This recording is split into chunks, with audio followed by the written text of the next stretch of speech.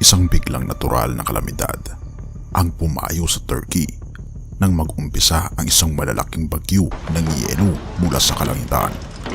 Ang mga dimensyon nito ay napakalaki kahit nagdulot ito ng pagkagulat sa mga tao na humantong sa pagsasagawa ng pag-evacuate sa mga lugar na may pinakamataas na panganib. Ipinamahagi ng mga residente ng Turkey ang kanilang impresyon sa mga social network sa pamamagitan ng pag-post ng mga larawan ng mga umiiral na bato ng yelo at ng mga epekto nito. Atin itong pag-usapan, mga kaibigan. Kaya nga pala mga kaibigan, kung nais nyo mag-donate sa ating channel, ay hinihikayat kita na sumali sa ating membership club na kung saan mabe-benefit ka sa mga private chats, badges, gayon din makakatanggap ka ng ating free ebook na Steps to Christ. Ito ang isa sa mga pinakasikat na anti-stress na libro sa buong mundo ngayon. Salamat kaibigan sa inyong pagsuporta sa pag-join sa ating membership. At balik tayo sa ating topiko.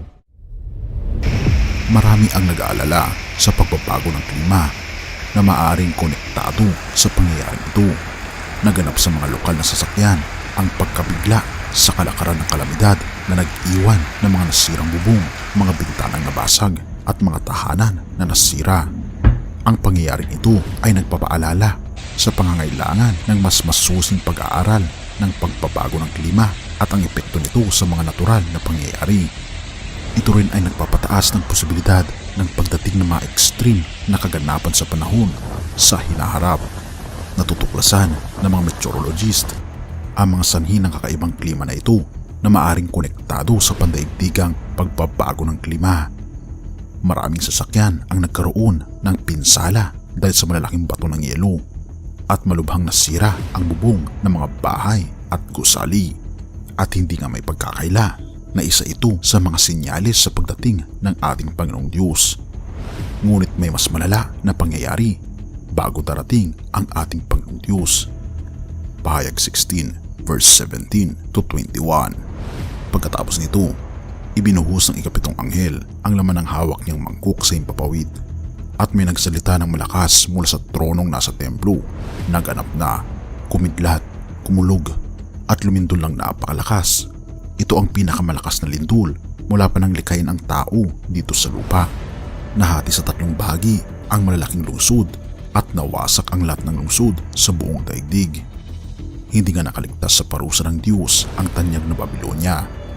Pinainom siya ng Diyos ng alak mula sa kopa ng kanyang matinding puot.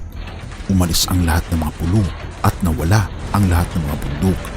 Umula ng malalaking batong yelo na tumitimbang ng halos 50 kilo bawat isa at nabagsakan ang mga tao. Nilapastangan ng mga tao ang Diyos dahil sa nakakapanginabot na salot na iyon. Oo mga kaibigan, may matinding pag-ulan ng yelo sa huling kapanahunan na mas terrible pa sa nangyari sa Turkey, na ang laki ng mga yelong ito ay kasing bigat ng 50 kilos na mga yelo, na ang mga taong mababagsakan nito sila ang mga tao na hindi isinuko ang kanilang kaluluwa sa ating Panginoong Diyos. Hindi nila isinuko ang kanilang pagkatao sa ating Panginoong Diyos at hindi nila kinilala ang ating Panginoong Diyos bilang kanilang manliligtas.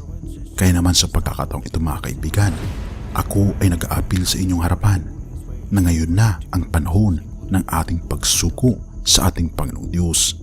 Purihin ang ating Panginoong Diyos at salamat mga kaibigan sa iyong panonood. Tayo manalangin. Ama naming banal, mga Panginoon naming Diyos, kami po'y lubos na nagpapasalamat sa inyo dahil kayo po ang nagagabay sa amin.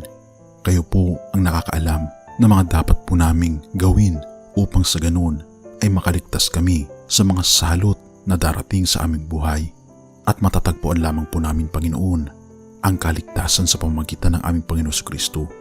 Tulungan kayo, Panginoon, na ipasakop ang aming buong buhay, ang aming buong puso sa aming Panginoong Kristo sa pagkakataong ito.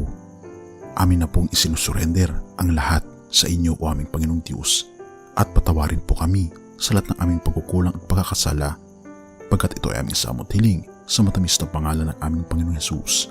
Amen.